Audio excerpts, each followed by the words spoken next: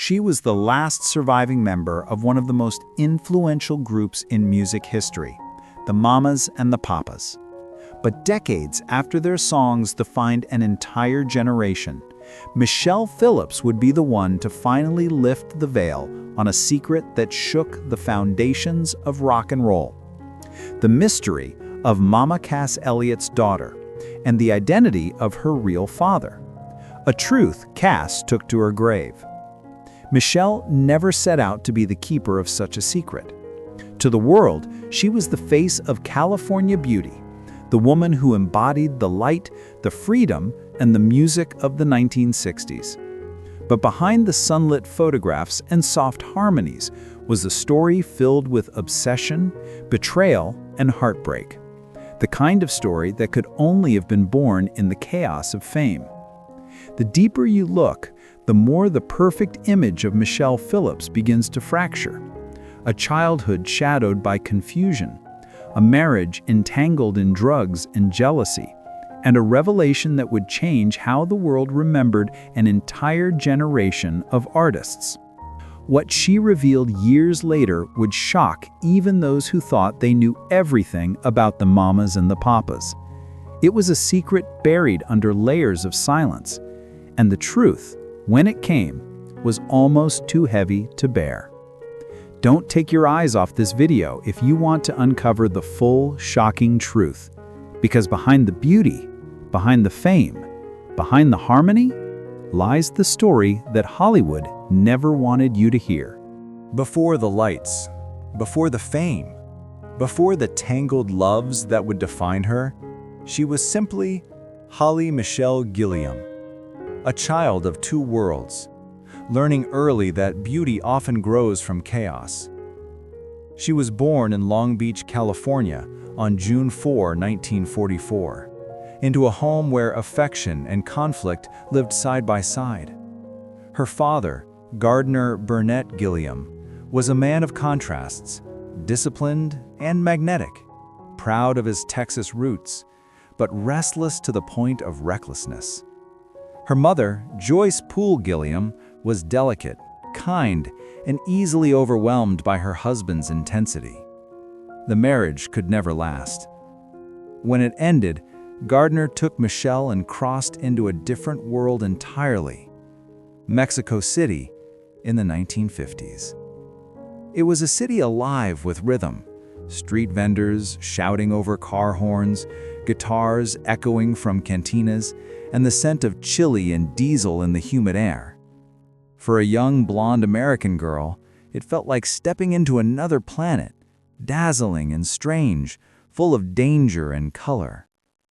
Gardner was determined to mold his daughter into someone strong. He taught her to speak clearly, to never show weakness, to be brave even when she didn't feel it. But Michelle's memories of him are layered. Admiration, fear, confusion, and a deep longing for calm that never came. Her father's love was fierce but fractured. He could be protective and tender by day, then unpredictable by night. Michelle later said that he brought home one woman after another, as if he couldn't stand the silence. Behind the always closed bedroom door, she heard voices, laughter, and sounds she didn't understand, only that they left her uneasy, her innocence slipping away in the dark. That's when I learned love could be loud, selfish, and still called love, she recalled years later. Mexico shaped her in ways she wouldn't realize until much later. She learned Spanish fluently, made friends easily, and grew comfortable in rooms full of strangers. The city taught her to adapt, to smile even when she felt lost. But it also gave her a restless heart, one that could never stay still for long. At school, she stood out, the tall, fair-haired girl who seemed to belong everywhere and nowhere. Teachers adored her confidence. Boys adored her beauty. But inside, she carried a quiet ache, the memory of a mother's absence and the uncertainty of a father's love. On warm nights, she would stand on the small balcony of their house, watching the lights flicker across the hills. She imagined another life, somewhere far away where the noise stopped and the air smelled of salt and dreams. California called to her like an old song. When she finally returned as a teenager, she wasn't the same girl who had left.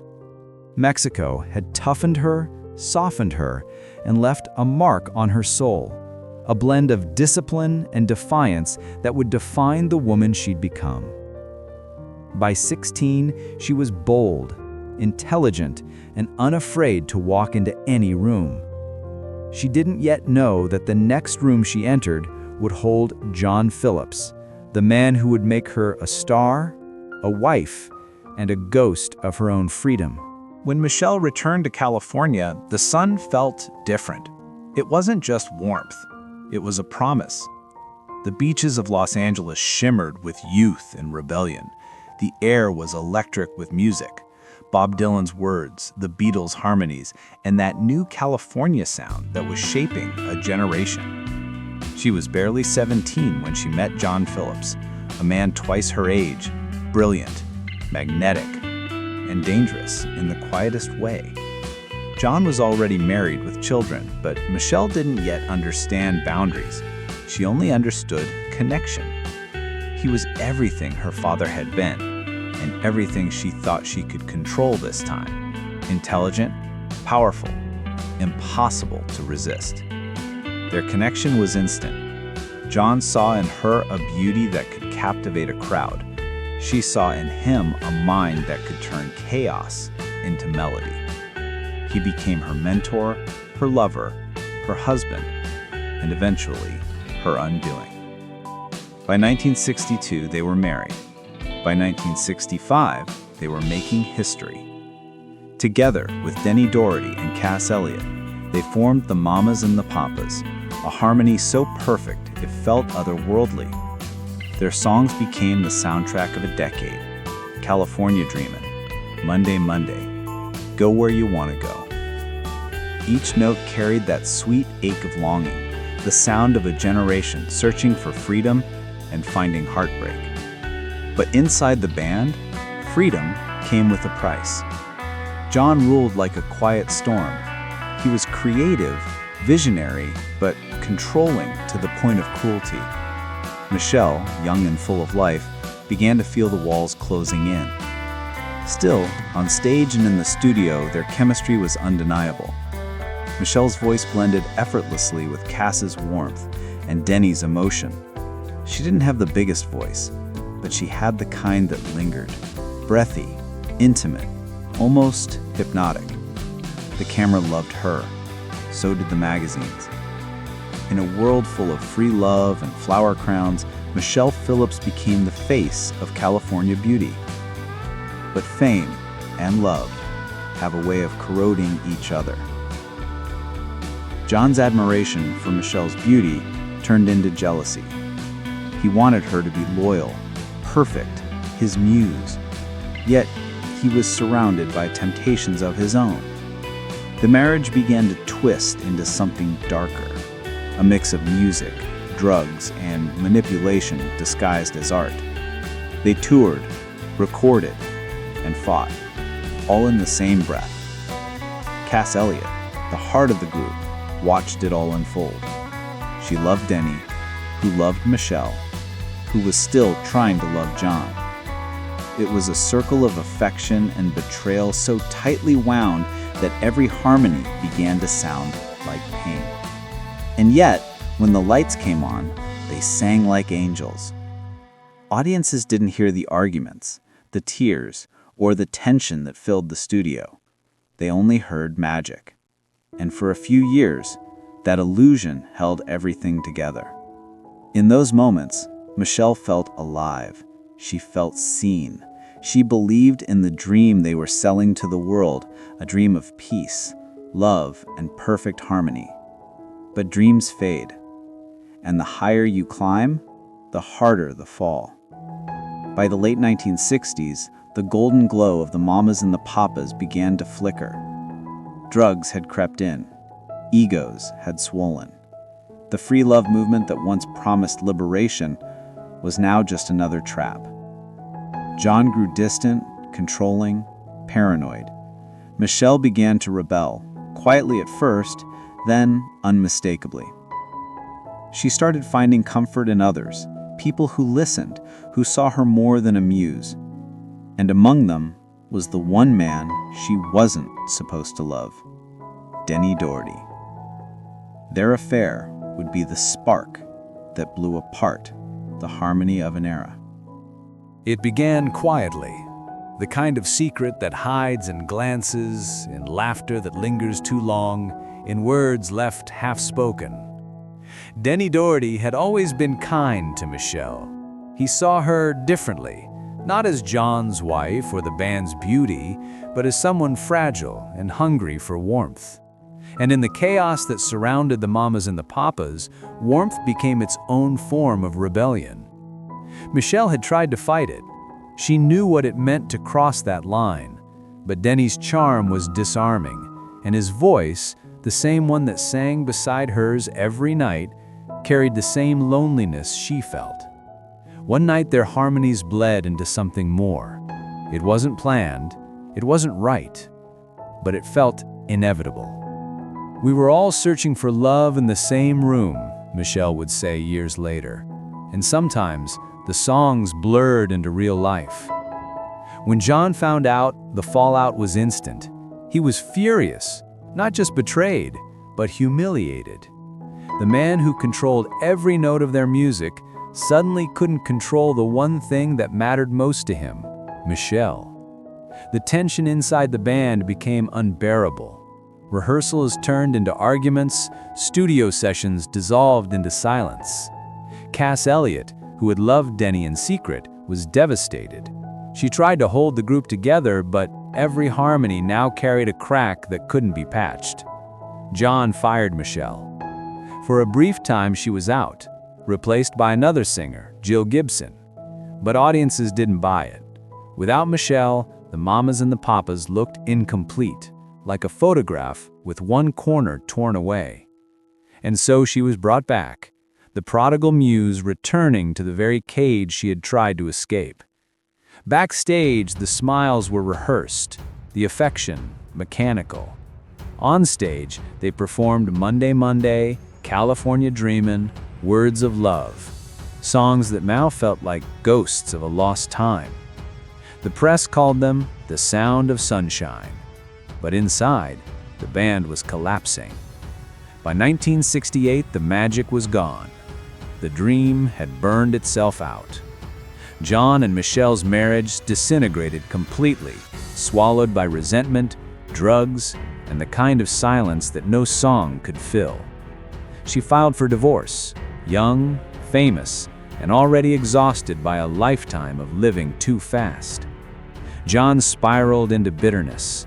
He accused her of betrayal, of vanity, of destroying the band. But behind the anger was grief, the grief of a man who had built a world around a woman and then lost her to the same freedom he had promised her. Cass Elliot went solo, her powerful voice carrying the ache of everything they'd lost. Denny tried to move on, but the guilt lingered in his songs. And Michelle, she smiled for cameras, walked red carpets, appeared in films, but inside she carried the wreckage of what the Mamas and the Papas had been. The band would reunite briefly in the early 1970s, trying to reclaim what was already gone. The harmonies were there, but the heart was not. Fame had given them everything, and taken everything with the same hand. As the decade faded, so did the dream. The California sound, once so pure, so innocent, had become the soundtrack of disillusionment. And for Michelle, the years that followed would bring new lovers, new scandals, and one devastating loss that would bind her forever to the ghost of Mama Cass. "I've lived 1,000 lives," she once said, "but every one of them began and ended with the music." She didn't know it yet, but her story was far from over. And the greatest secret she carried, the one that would shake the foundations of rock history, was still waiting in the shadows, buried under grief and silence. The end of the Mamas and the Papas wasn't just the end of a band. It was the collapse of an entire era, a generation that had sung about peace and love, only to drown in its own excess. And in the middle of it all was Cass Elliot, the voice that had carried their music higher than any of them could have imagined. Cass had always been the soul of the group, brilliant, generous, and painfully lonely. She adored Denny, even after he'd fallen for Michelle. She adored Michelle too, despite everything. There was no room in Cass's heart for hatred, only sadness and exhaustion.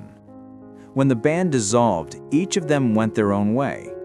Cass pursued a solo career, her voice soaring again, finally free to tell her own story. Michelle acted in films, moved through Hollywood circles, and built a reputation as the last surviving spirit of a dream gone wrong. But something between them, Cass and Michelle, remained unspoken. In 1974, Cass flew to London for a series of solo performances at the Palladium. She was radiant, triumphant, and finally at peace. But one night, after a performance that brought the audience to its feet, she returned to her flat in Mayfair and never woke up again. At just 32, the heart that had carried so much love simply stopped. The world mourned her as the big-hearted singer of California Dreamin'. But behind the headlines, there was a deeper sorrow and a secret that Cass took with her to the grave. Cass had left behind a daughter, Owen Vanessa Elliot, a child she fiercely protected from public curiosity. For decades, the world believed no one knew who the girl's father was. Cass herself had refused to reveal it, telling even her closest friends that the truth didn't matter. But years later, Michelle Phillips would break the silence. She had promised Cass she would always look after Owen, and she did. Michelle became a second mother to the little girl, raising her alongside her own children, protecting her from the noise of fame. But one question lingered, unspoken, for decades. Who was Owen's real father? Rumors swirled for years. Denny Doherty, Mick Jagger, even John Sebastian. The music world speculated endlessly. Cass never said a word. Until one day, long after Cass was gone, Michelle revealed the truth. In a quiet interview, she pulled back the curtain on one of rock's greatest mysteries. Owen's father, she explained, was Charles Wayne Day, known as Bo, a session guitarist who had played with the Mamas and the Papas and countless other artists of the era. Bo had died young, in the 1990s, long before the secret was spoken aloud. And Cass, who had carried so much pain and pride, had taken that truth with her to her final breath. Cass wanted to protect everyone, Michelle said softly. She wanted her daughter to grow up without shame, without gossip. She carried that burden so the rest of us wouldn't have to. The revelation didn't bring scandal. It brought closure. Fans who had adored Cass wept at the tenderness of it all. That a woman who had given her voice to the world had also given her silence to protect her child. And through it all, Michelle remained the keeper of that story, the last living witness to a time when music and love were the same language. By then, Michelle had already lived a dozen lives: actress, singer, survivor. She'd seen friends rise and fall, lovers come and go. She'd watched the counterculture she helped build fade into nostalgia and myth. But Cass's death left a mark she could never erase. Every time she heard "Dream a Little Dream of Me," she said it felt like Cass was still singing, not from the stage, but from somewhere above, reminding her that even broken harmonies can echo forever. Time has a way of softening even the sharpest memories, but for Michelle Phillips, the past never truly faded. It just changed color. When the echoes of the Mamas and the Papas quieted and the chaos of the 1960s turned into legend, Michelle was still there, living proof that some dreams survive their own destruction. In the years that followed, she rebuilt herself piece by piece. She stepped into acting, appearing in films like Dillinger and Valentino, and on television in Knots Landing. She wasn't just the pretty face from the album covers anymore. She was a woman who had lived through fame, heartbreak, and survival. Hollywood tried to define her again and again, but she no longer belonged to anyone's story but her own. She kept her promise to Cass Elliot, raising Owen with the same fierce loyalty Cass once gave to everyone she loved. Their bond became something almost spiritual, a bridge between the past and the future, between music and memory. Whenever journalists asked about the 60s, Michelle would smile that same soft smile, wistful, wise, and slightly sad. It was beautiful, she'd say, but it was never simple. Even now, when the songs of the Mamas and the Papas play, California Dreaming, Monday, Monday, dedicated to the one I love, people feel a strange mixture of joy and melancholy. The harmonies sound eternal, but they were built from pain, love, and loss, and Michelle was there for every note. Outliving her bandmates made her both a witness and a survivor. She became the guardian of their story, the truth teller for a time that so many have mythologized. She's spoken candidly about John's genius and cruelty, about Cass's kindness, about Denny's charm and heartbreak. She's not afraid of the truth anymore. She carries it like a badge, knowing that the past can't hurt her the way it once did. As the decades passed, Michelle never stopped being connected to that era. At festivals, documentaries, and tributes, she stands as the last voice from a dream that once changed music forever. She talks about love and freedom with a kind of earned peace, as someone who has seen how both can heal and destroy. The 60s were magic, she once said, but magic always comes with a price. We all paid ours. Michelle Phillips remains radiant, the living embodiment of a time when voices could change the world and beauty was as fragile as a song. She's not just a survivor of a generation, it's storyteller, the last woman standing in a story built on music, love, and the cost of both. And though the people she once sang with are gone, their harmonies still drift through the air, eternal, haunting, and human. Because as long as there's a song like California Dreaming, the story of Michelle Phillips and the secret she carried will never truly end.